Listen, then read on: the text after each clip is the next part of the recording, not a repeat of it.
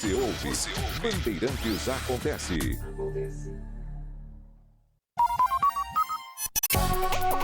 Saber, entender, compreender, conhecer, descobrir, ouvir. Bandeirantes Acontece.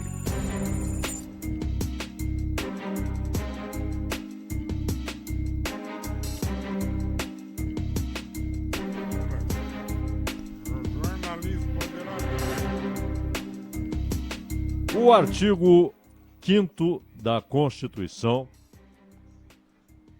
ele diz o que é uma obviedade, o que todo mundo escuta e lê aqui e ali, que todos os cidadãos são iguais perante a lei. Isso parece assim, tautologia. Essa aparente obviedade é uma das mais importantes partes, um dos mais importantes trechos da Constituição.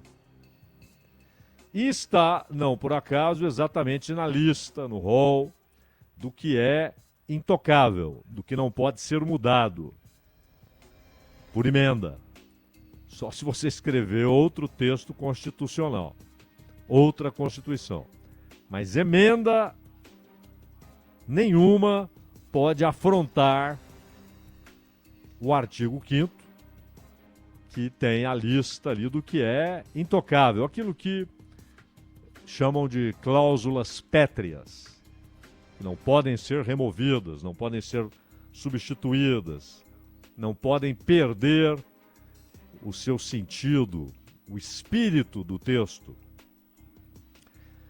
Já no artigo 60, há também a definição de o que é imutável, a forma federativa de Estado. Isso foi decidido pelo Constituinte, né, assim chamado,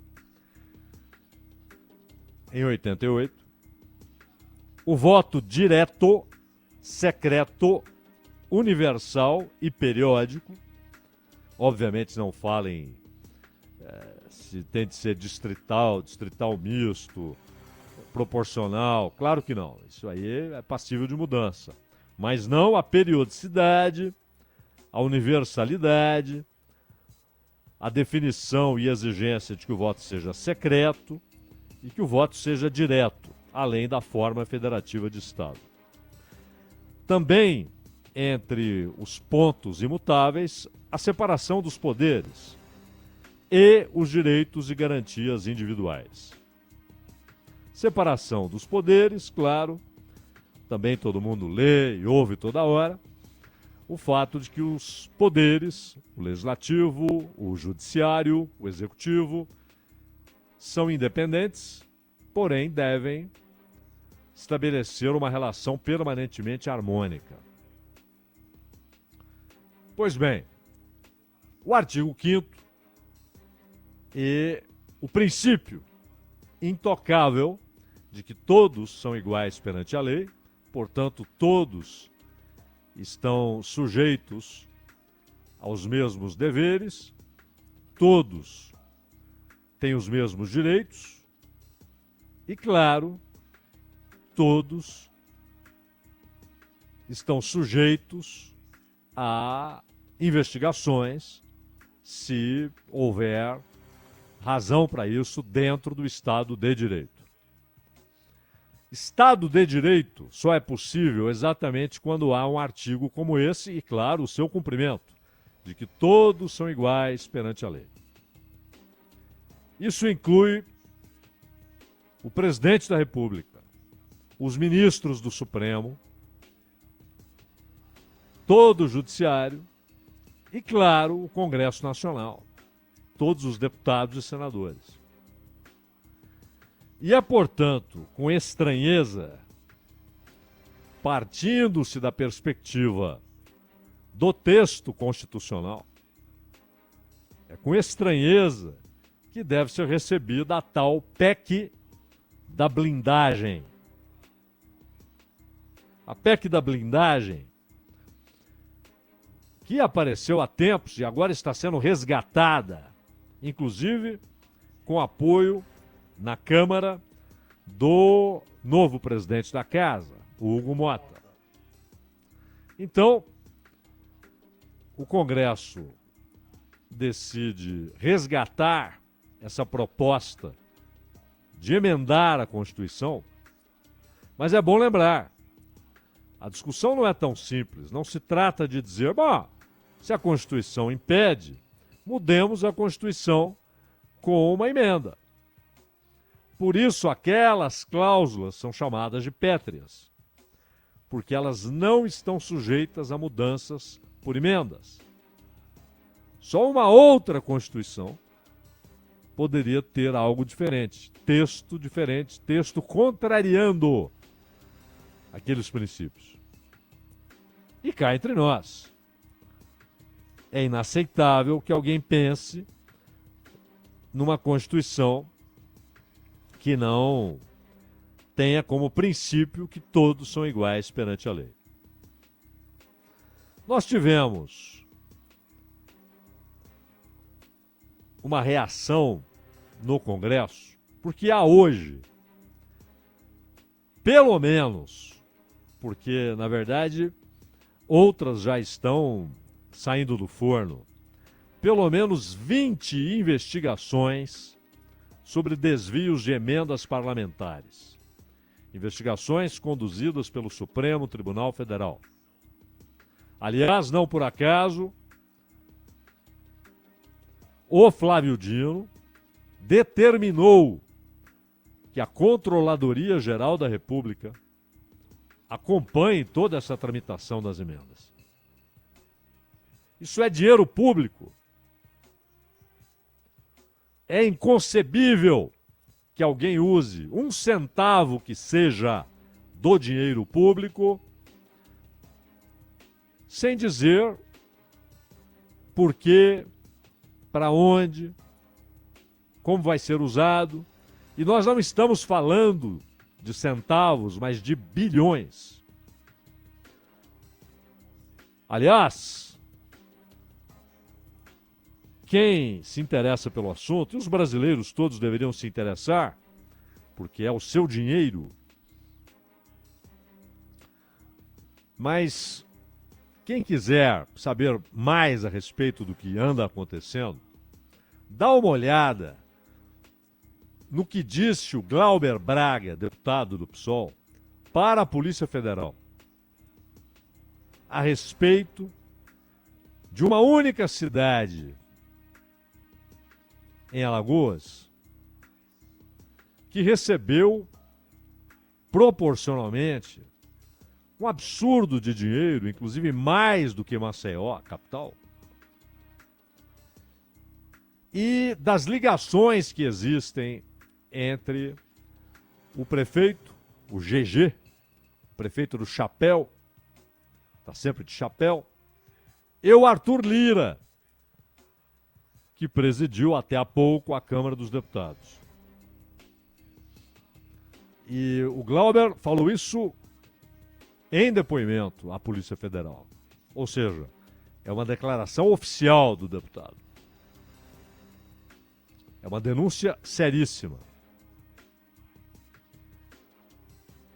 E com a rubrica de investimentos na área de turismo. Aliás, é um ministério que está sendo disputado aí. O PSD do Kassab quer o ministério, União Brasil não quer abrir mão do ministério, porque ministério que tem verba, que dá alguma popularidade, dependendo do nível da ação naquela área, e que tem poder para liberar muitas emendas ou muitas verbas solicitadas pelos parlamentares, esses são os ministérios mais cobiçados. Pois bem, e aí, inicialmente deputados federais, é preciso saber como é que isso avançará no Senado, querem resgatar a tal PEC da blindagem, que propõe ampliar a imunidade parlamentar e limitar operações da polícia contra congressistas. A operação mais recente, na semana passada, mirou um assessor, que agora até foi exonerado, do deputado Afonso Mota, do PDT do Rio Grande do Sul, suspeito de envolvimento em um esquema de desvio de 6% de emendas destinadas a um hospital no Rio Grande do Sul. Essa ação da Polícia Federal foi autorizada pelo ministro do Supremo, Flávio Dino. Não houve buscas em dependências da casa, mas produziu o debate sobre limitar investigações contra parlamentares. E o novo presidente da casa está ligado no assunto. Quer saber como é que as coisas se dão. Essa PEC, ela aparece, ela dá as caras em 2021, pelas mãos de Arthur Lira, buscando estabelecer regras mais rígidas para operações policiais contra congressistas. Isso inclui, e é impressionante que inclua, a necessidade de autorização prévia da mesa diretora da casa, ou seja, Câmara ou Senado, para buscas e apreensões em espaços institucionais. A mesa diretora, de acordo com essa proposta, tem 10 dias para responder se concorda, se aceita, se autoriza aquilo que foi determinado por um juiz. E mais, em tempos de recesso, quando é período de recesso, que pode durar 40 dias, o tempo para, não é contado. São 10 dias fora do período de recesso. Bom, é óbvio que assim que a mesa diretora for comunicada, que há uma autorização judicial para uma busca e apreensão em um gabinete de um deputado, não demorará para que esse deputado fique sabendo. E convenhamos, busca e apreensão com aviso prévio é uma contradição irremediável. Porque se há algo escuso lá, ou a prova de uma ação ilícita, ou de um crime, com aviso prévio, essa prova, esteja ela num papel, num arquivo ou num computador, essa prova desaparecerá. É claro. Ó, o seu gabinete, tem um pedido aqui para uma busca e apreensão no seu gabinete. A mesa vai decidir se autoriza. E ela tem 10 dias para responder. E no recesso, os dias não contam. E é claro que se houver ali prova de delito, essa prova vai desaparecer. Mas não é só isso. Nós estamos falando da necessidade da mesa diretora de um poder, na verdade de uma casa, porque é um poder bicameral, da mesa diretora de uma das casas, autorizar que se cumpra uma ordem judicial. Qual brasileiro, se aprovado esse troço, com exceção dos 513 deputados, aliás, querem aumentar, né? O Hugo Mota quer aumentar. E, com exceção dos 81 senadores, qual brasileiro terá o direito de dizer não ou de ter dentro do seu trabalho alguém que diga não, aqui não pode? Obviamente, Hugo Mota e os deputados que defendem essa PEC da blindagem argumentarão, não, mas é diferente. não é só um local de trabalho. É o local de trabalho dos representantes do povo, ou no caso do Senado, dos representantes dos estados. Pois bem, de fato, eles estão lá com um poder que foi delegado pelo eleitor.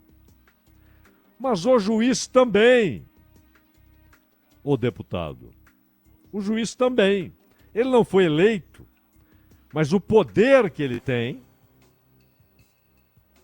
lhe foi conferido pelo eleitor. Ou porque ele é indicado por alguém eleito, caso de um ministro supremo do STJ, e passa pelo crivo de outro poder, no caso o Senado, de uma das casas do Poder Legislativo, ou, se concursado, se a decisão de um juiz concursado, esse concurso é promovido pelo Estado, que tem o aval, a autorização do cidadão. Esse é o princípio. Se discutiremos princípios, esse é o princípio. O juiz também é delegado do povo, ou tem poder delegado pelo povo, assim como o deputado, assim como o senador. Ele não é uma figura estranha ao Estado. Ele não é um alienígena. Ele tem um poder que, ao fim, foi concebido pela Constituição e que é concedido pelo povo. Inclusive porque foi o povo que colocou lá aqueles que escreveram a Carta Constitucional. Então, o fato de ser o gabinete de alguém que está representando ao povo não pode dar ao representado menos direito do que o representante. O representante não pode ter privilégios legais perante a lei que o representado não tem, ou seja, o povo não tem. E se todos são iguais perante a lei, conforme diz o artigo 5º, aquele das cláusulas intocáveis da Constituição, logo, se ele passa a ter o direito de dizer não para uma ordem judicial, ele não é igual perante a lei. Ele não é igual aos milhões de representados. O representante passa a ter uma condição que o seu representado não tem. Aquele que lhe entregou, que lhe delegou o poder, não tem. Ele tem. Então é claro que não se trata apenas de uma emenda, ou seja, de uma mudança no texto constitucional. Porque a emenda, a mudança, só pode ser feita naquilo que é mutável, que não é intocável. As cláusulas pétreas, as garantias estabelecidas no artigo 5º, são intocáveis. E, além da questão constitucional, há o princípio.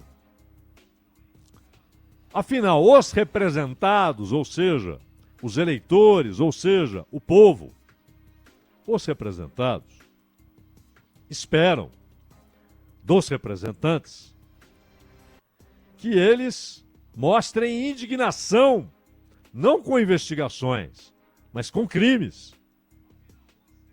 Que eles se mostrem indignados e não aceitem que o dinheiro do povo seja desviado, seja roubado ou seja mal utilizado.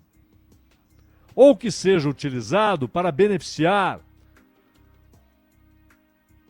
os próximos, aqueles que são do círculo do representante, do círculo do deputado ou do senador. A emenda tal do deputado tal foi para a cidade A, que é governada pelo pai do deputado.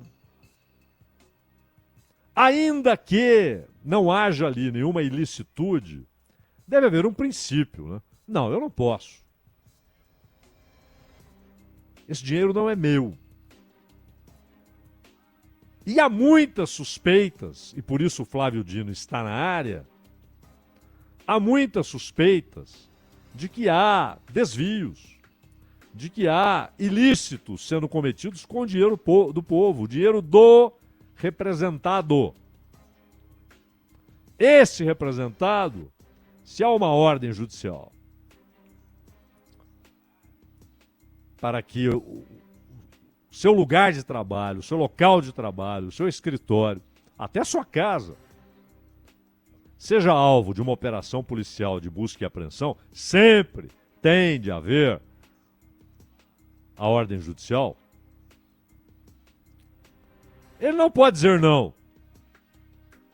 Nós nos reunimos aqui e concluímos que não é aceitável, não queremos. Não pode. Por que o deputado poderá? Por que o senador poderá? Se houver a aprovação da PEC da blindagem, o deputado poderá, o senador poderá. A mesa diretora poderá dizer não. Ou pode dizer sim depois de 9 dias. Ou pode dizer sim depois de 50 dias, considerando o recesso. E o que havia lá de evidência, de prova, se houver, desaparecerá. Será uma operação exposta ao ridículo. Né?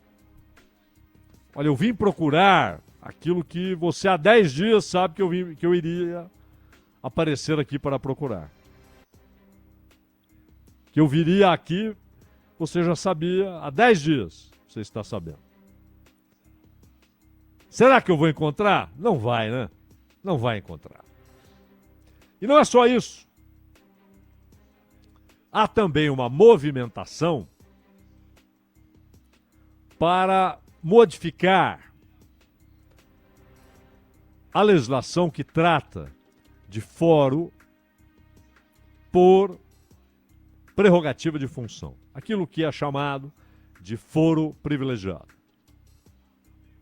Mudar o foro por prerrogativa de função é algo que pode ser discutido. Já houve reclamações várias da imensa quantidade de pessoas que tem foro no Supremo. Era até chamado de privilegiado porque havia uma certa ideia de que no Supremo as coisas serão mais razoáveis. De que não haverá o risco daquele juiz que não gosta do deputado dar um viés para um processo, para que haja uma condenação. Lá na primeira instância, há esse risco. Bom, então, por analogia, também há a possibilidade de que o juiz não seja inimigo, não seja desafeto, mas seja amigo. E ele também pode dar um viés lá na primeira instância. Um viés favorável ao deputado. Por analogia, se ele pode querer condenar porque ele não gosta do deputado, se é assim, se isso acontece, então pode acontecer dele querer absolver. Porque ele é um amigo. É preciso considerar isso. Mas por que os deputados, os senadores, que gostavam tanto desse foro por prerrogativa de função e trataram de que o Congresso esteja inserido nisso, assim como ministros de Estado, etc., por que querem agora mudar? Não é conceitual. Você pode ter um debate conceitual. Olha, muita gente. E o Supremo, convenhamos, ele tem de ser uma casa constitucional, ele tem de ficar julgando 500 casos de denúncia disso e daquilo contra parlamentar, contra ministro. Você pode ter um debate assim. Mas não. A ideia de jogar para a primeira instância e de ter todas aquelas possibilidades de recursos, aquela tramitação lenta, que às vezes leva décadas. Décadas. Então, fevereiro vai sendo percorrido pelo Congresso Nacional com debates de interesse exclusivo dos parlamentares, com esse debate a respeito de uma PEC que fere princípios imutáveis, intocáveis da Constituição, começando do mais óbvio, que é todos são iguais perante a lei. Todos têm os mesmos direitos e deveres. Todos. E por que o representante teria direitos que o representado não tem? Isso introduz a ideia de casta, de diferenças de cidadania, de graus, níveis distintos de cidadania. E vão discutir. E a pressão é imensa para que o negócio volte à tona. É lá de 21, para que seja retomado. E não será Hugo Mota que irá detê-lo, nem quer detê-lo. Claro, é preciso saber qual o ambiente no Senado. É uma PEC, tem de passar pelo Senado. 2 votações. Pelo menos 49 votos favoráveis. Na Câmara, pelo menos 308 em cada uma das 2 votações. Mas a simples discussão, a ideia de atropelar um conceito imutável da Constituição e para ganhar um privilégio, para se distinguir, para ser uma nova classe de cidadão, é diante disso que o Brasil está. E é seríssimo que isso ocorra, que isso esteja sendo debatido, e a sociedade não pode agir como, não tenho nada com isso, é um assunto lá deles. Não, não é. Até porque o objeto da investigação que provocou essa recuperação da PEC da blindagem é como está sendo usado o dinheiro do cidadão.